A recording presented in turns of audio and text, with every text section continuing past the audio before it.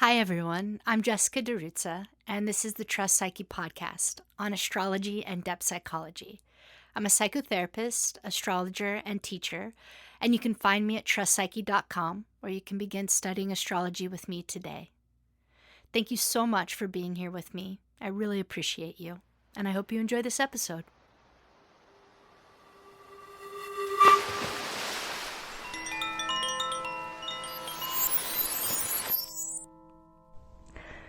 Coming out as an astrologer is a very real thing for so many of us. I think the scale upon which we come out has a lot to do with how visible we need or want to become with astrology in our lives. Each one of us practices astrology in our own unique way. That's the brilliance and the genius of this practice. Now, for many people who love astrology and learn it, it stays something that's kind of relatively a fun thing, or some people would even say a hobby, or just something that you do in your own private time. Not necessarily something that you're sharing with other people. And then there's those of us where once we learn astrology, we have the craving to talk about it with other people in our life, whether that's other enthusiasts of astrology and lovers of the wisdom, or our friends and family. It's not atypical once someone learns how to read their own natal chart to then start to look at family and friends' natal charts, loved ones' natal charts. And there is a natural excitement that comes at this stage because of most likely all of the benefits that you've received from learning about your birth chart. There's been really helpful insights and even a sense of being seen and witnessed by the universe that often takes a quality of having a spiritual or mystical experience. And once that happens, there are those of us who then go deeper into the inquiry of asking, how can this be? And what does this mean about the nature of existence and reality? That we can see our lives in all of its dimensions in the heavens. For folks whose minds go in that direction and start to look at things more philosophically and metaphysically and cosmologically, that's where we really start to get into the implications of astrology or an astrological worldview being real. When we have that impulse to talk about astrology with friends and family, it's also not uncommon for there to be a combination of the excitement of wanting to share a new discovery, usually coming from an intention of being helpful and supportive. If it's helped you, it could help somebody else, right? Mixed in with some fear and caution, because let's face it, not everyone in one's life is going to be open-minded or accepting of astrology. It is still, by and large, taboo or forbidden, especially for religious folks that are more fundamentally religious, and astrology is antithetical or not allowed within their religious beliefs, or for folks who are more on the side of science and materialism and reductionism, or perhaps are atheist, facing that kind of logical questioning of something that you might not feel prepared yet to answer those kinds of questions. Like, how do you prove astrology is real, and trying to understand it from a more scientific place for many people that can feel threatening, or one feels unprepared or inadequate to have that level of conversation with somebody that you know. The coming out process, whether it's to just share astrology for the love of it, or to actually step into the realm of being a professional astrologer, it requires a lot of pretty difficult conversations. And in my experience, those conversations are the very conversations that sharpened, strengthened, and fortified my own beliefs around astrology. In the early years, probably for the first solid 4 years of being a professional astrologer, the majority of my conversations outside of the reading space was having ongoing debates with people from all different backgrounds and walks of life around the validity of astrology, asking me the hardest questions. This really pushed me, drove me to think very carefully, long and hard and deeply about these questions, these relatively universal questions that the majority of astrologers get asked. We know them so well, like the question about fate versus free will, or if this is predictive, then is there really choice? And what happens is pretty quickly we leave talking about the meaning of the planets or the signs and the houses and the placements in one's chart to some of the most deep spiritual, philosophical, and metaphysical questions that human beings can ask. Now, this is something that I will spend a lot of time with when I teach my upcoming workshop on how to read a birth chart. There's going to be a component of that workshop that I give this summer that is going to address these issues, because I don't know any professional astrologer who starts giving readings that doesn't have to deal with two main things within the session space. One, people coming in times of crisis and asking for support and help around the most difficult aspects of being human, whether that's they've lost a loved one, or they're having an affair, or they want to quit their job. There are these things that people bring into us that as professional astrologers, counseling astrologers, we must find a way to be comfortable with. And this is why we really deserve to get training and support in a therapeutic way around how to be with these questions that every astrologer faces. But two, what happens also during readings is because a lot of people are having a paradigm shift in the reading itself, especially if it's an early reading, a first reading, or a very powerful reading where the reading that the client feels so seen and so affirmed to a degree that they never have before. That reading itself can be a spiritual experience that breaks open that person's worldview. And then they have all of these very normal human questions that they ask the astrologer.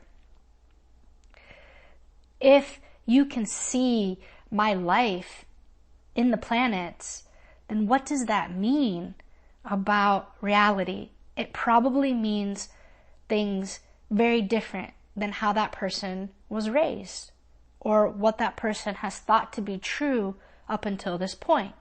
And so the astrologer is tasked with holding space and answering those, again, deepest philosophical questions about the nature of reality, karma, destiny, choice, free will, fatalism.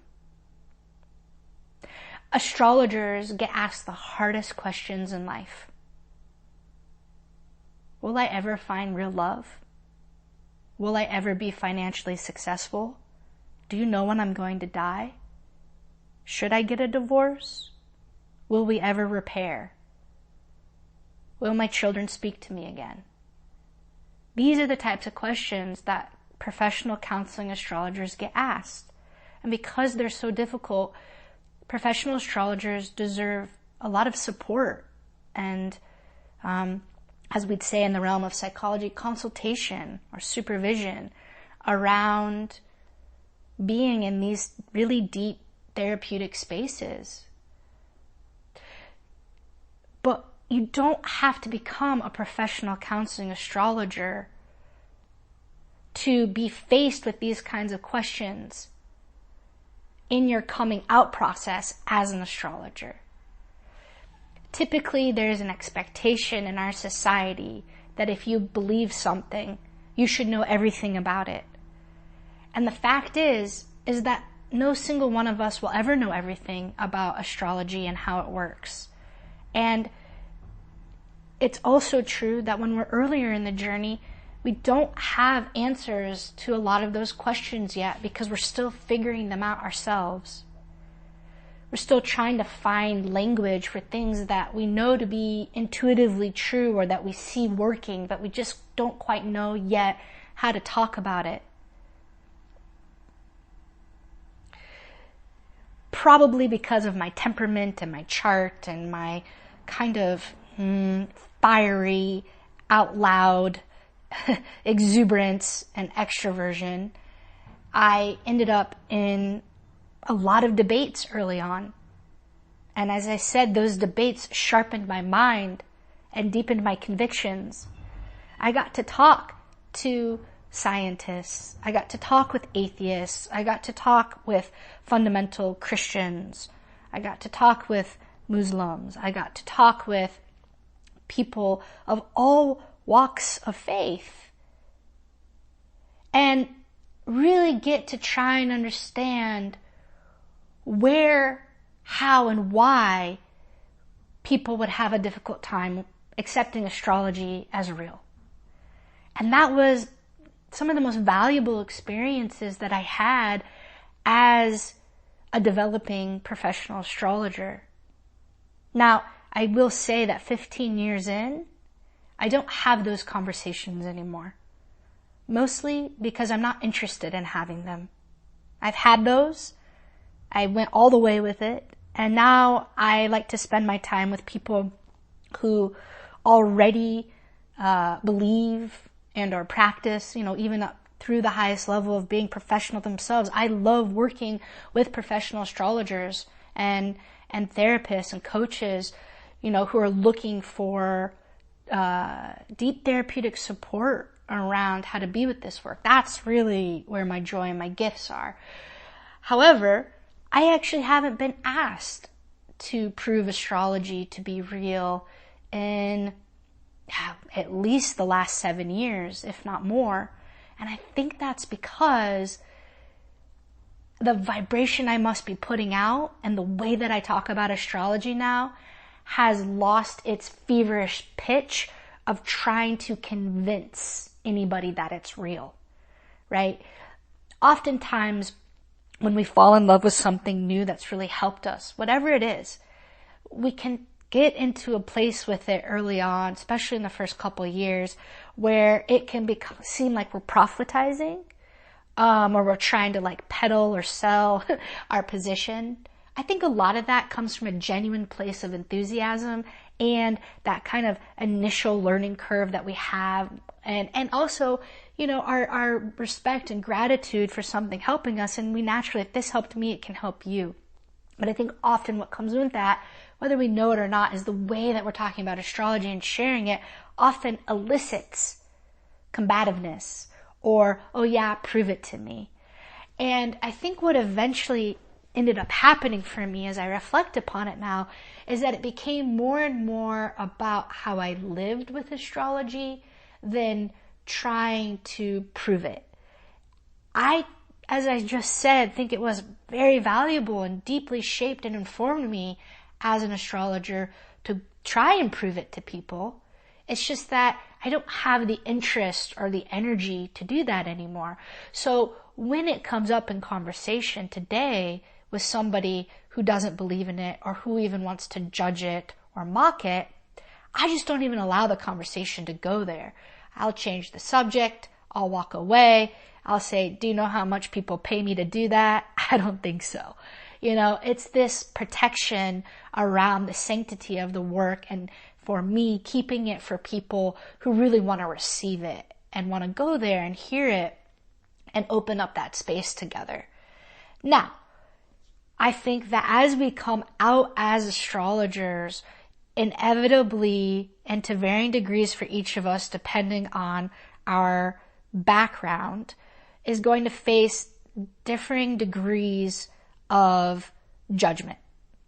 What I have seen from folks is typically the people we're most afraid to come out to is our immediate family or our in-laws. And that can take on a varying range. Some people, it's very difficult for them to come out to their children because they raise their children in maybe a perhaps more scientific, materialistic way, had a spiritual awakening themselves, and then when they want to go and tell their children about it, their children think that they're crazy or have lost their minds and become unhinged. Other people have a hard time coming out about it even to their partner or partners because they're not on the same page spiritually. Now, other people have a really hard time coming out to their in-laws because maybe there's a difference in religious background or just a fundamental difference in religious beliefs that you usually can be mitigated, or there's subjects that we just don't go into or we don't see them often enough. But I think what's happened with social media and having public profiles is we all feel so much more exposed to the people in our lives that we used to be able to keep more compartmentalized. Like your family didn't have to know everything, or your coworkers didn't have to know everything. But now, because all of us can be Google searched, the second you put yourself out there in any form that could connect you with astrology, that means you're searchable. And I find that to be a pretty big roadblock for a lot of people who are wanting to perhaps get their astrological voice out there more through writing or YouTube or social media. And I've seen different versions of it, from people taking pseudonyms and having pen names to pseudonyms, pen names, to, like private profiles, or, most tragically, not doing anything at all, which of course makes me feel very sad to lose your voice there. Though I understand, I was talking with someone recently where they had come out that they love astrology and are studying it and even want to become a professional astrologer to their inner circles, but the thought of their boss finding out was terrifying. And the truth is that we don't really know how somebody's going to respond in either directions. I have been surprised both ways, positively and negatively, in people's responses around it. And I've seen the same be true for many other folks. So I think there's a lot of unknowns and uncertainties and fear in trying to decide with whom and when to share and to what level. I think overall it's an intimidating process, again, because even if the person is open to having a conversation with you about it, which a lot of people are, curious. Now that curiosity might come through as judgment or mockery, but yet the person is still curious enough to have a conversation.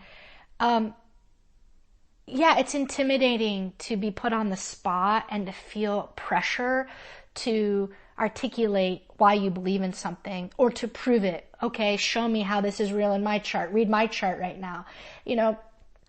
There's very few other disciplines or professions where you would tell somebody, this is what I do, and then they'd force you to do it. Oh yeah? Okay. You're a therapist? Diagnose me right now. Oh, okay. You're a foot doctor? Look at my foot. What's wrong with it? People don't do that, right? But when it comes to astrology, whether you're doing it personally or professionally, people want proof. Now, I would like to think that deep down their soul is going, oh yeah, pay attention to me. Show me something. Show me truth. Help me remember. But through the ego, it's coming through as, yeah, right, you're full of shit. Show me now or never. Other times, folks don't want to have a conversation at all about it. I've had people just simply ignore the fact that I just said I'm an astrologer, and they pretend that I never said it. And we just don't ever talk about it again. I've had other people, ask questions like, well, is that accredited? I mean, do you really think you're going to make a living from that? Things of that nature. And I think all of those responses from anybody that we care about, but also just anybody, is hurtful. And for different reasons for each of us. I think a lot of us already struggle with expressing ourselves and sharing our voice in a world that feels pretty judgmental and lacking in empathy and understanding. And so for folks who already have a hard time either with public speaking or sharing, what they're really thinking and feeling, then when you're met with some form of rejection or mockery or just being completely ignored, that hurts and it's painful. And typically as humans, we try and avoid social situations and interactions that are going to be painful or humiliating. And so we kind of shut that down or avoid it because we don't want to go there. And I get that. So I think the coming out process has many complex layers to it. And I think that by us really beginning to air that out together and talking about it together and sharing our coming out stories, we can start to help each other navigate what it is needed to be able to share something that really, when we return to it, is something that's just so deeply meaningful to us and is something that we would like to share with people in our life because, well, it's like if you were one day to discover how weather worked and you were able to help your community know when it was going to rain, you would want to share that. I think often many of us have that same experience when it comes to waking up to astrology. It's a different kind of weather and we want to share it with our community. Like, oh, hey, something as maybe relatively simple as it's Mercury retrograde during these 3 weeks and these types of things happen, just to give you a heads up. Or, hey, it's an eclipse on this date, just to be aware. Or, hey, you're in your Saturn return. Or, hey, the collective is going through, this Saturn-Neptune alignment and these types of things happen, just so you're aware. It's like wanting to share awareness. That's what we do as human beings. We like to share the awareness that we get. So I think it's a very natural thing. So when I think back to, my coming out process, I think because of the way I was raised, I had less concern about people judging me for doing something that was far out or radical, because I had already been typecasted as the weirdo or the freak from elementary school. So I had become very used to people looking at me that way and treating me that way. And also, I was already living a very countercultural life in other ways. So I had already left the mainstream in the years prior to discovering astrology and becoming a professional astrologer. So that part wasn't difficult. The part that I suffered around early on was my emotions around people not getting it or not giving me the opportunity to talk about it. I will let you know this, that 15 years later, every single person in my life knows that I'm an astrologer. And I want to say, and what's surprising, but I'm not surprised by it anymore, is what you'll find, years down the road, is the people who maybe didn't understand it or even, shut you down around it, come to you later when they go through either their own existential or spiritual crisis or their own kind of collapse or breakdown in their life, and they'll search you out for your guidance. Or they'll refer someone to come talk to you that they know in their life who's approached them about wanting to find an astrologer to give them a reading. And this is fundamentally why I believe that if everyone in our life knows that we are a professional astrologer who gives readings, if that's you, you will see the payoffs and the benefits of that relatively quickly. Because everyone in our life will encounter somebody who brings up astrology to them. And you want to be the person that that person thinks of. And I've had so many cases of family members or friends from undergrad where when they found out I was an astrologer, they ignored me or put me down, and then 5-10 years later asked me for a reading. And there's a lot to say about that, but I'm going to actually hold that there. So this is just the very opening conversation that I want to have about coming out as an astrologer.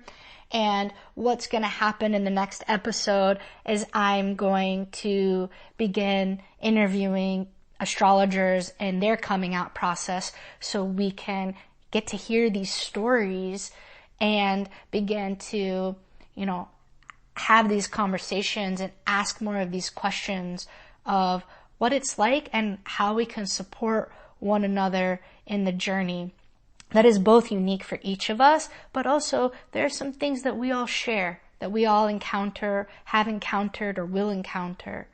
And if in any way right now you're struggling with coming out, or you're feeling blocked around something, reach out to other people who have gone through this, and it's okay to ask them for their support, whether that's just to listen to you or if you're wanting some guidance.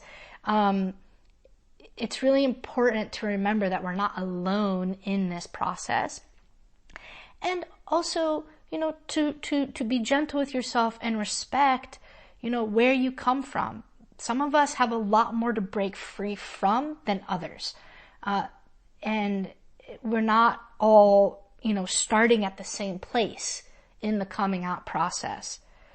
And also, I'm going to offer this.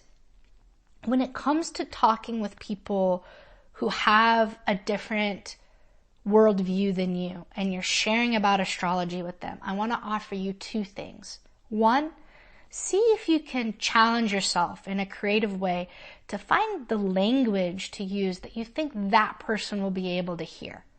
If you really slow down and you listen, we actually have more in common with one another than not. We just have often different words for it. So for example, I know someone who says a phrase like, you make your own luck, but they don't believe in, magic. I have another person who says God instead of universe.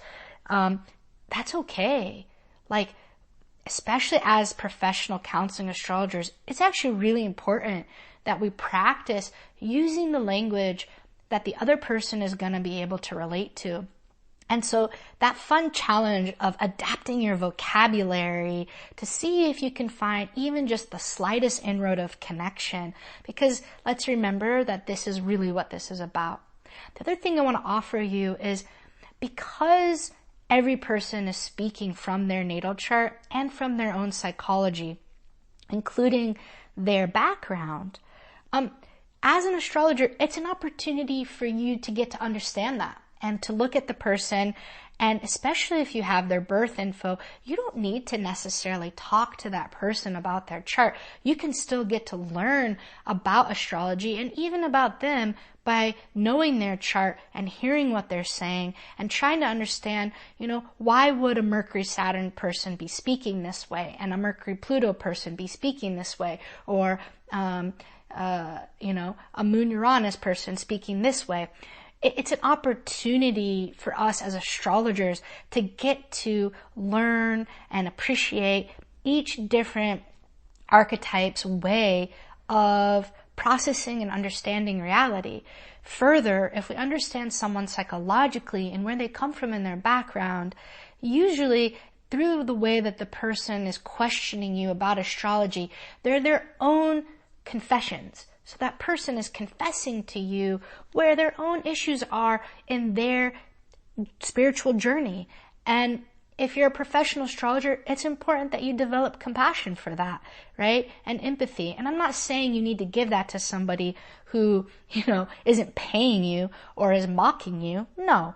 But it is an opportunity to stay in a curious place that's a little bit more investigative and go, oh, I could totally see why someone who was brought up as a fundamentalist Christian and had, maybe a traumatic experience at the age of 7 and then rejected the church and rejected God and, is now atheist, would have a very difficult time believing that astrology is real. And if I can slow down there and be with that person in their experience, what I have found is more often than not, there actually is something really healing just simply by getting to have those conversations without trying to make that person believe that astrology is real.